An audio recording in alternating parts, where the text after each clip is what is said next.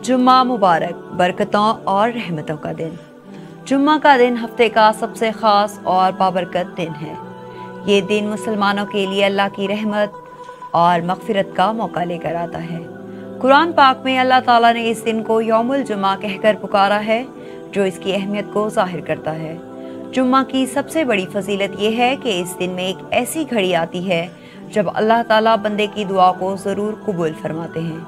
ये घड़ी कौन सी है, ये राज सिर्फ अल्लाह को मालूम है, लेकिन हमें इस दिन कसरत से दुआ, दुरूद और इस्तग़फ़ार करने की तरगीब दी गई है।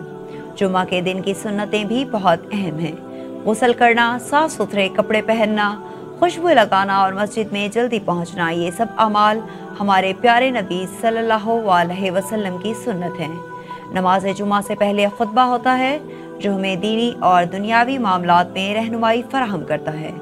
जुम्मा का दिन हमें एक दूसरे से मिलने, भाईचारे को मजबूत बनाने और अपने गुनाहों से तौबा करने का मौका देता है। ये दिन हमें याद दिलाता है कि हमेशा अल्लाह की रहमत की तरफ लौटना चाहिए। जुम्मा मुबारक हो।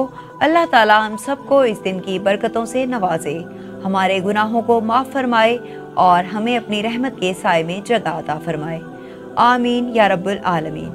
ये दिन हमें एक नई उम्मीद, नई तौफीक और नई बरकतों का तोहफा देता है, इसलिए इसे गनीमत जाने और अल्लाह के करीब होने की कोशिश करें।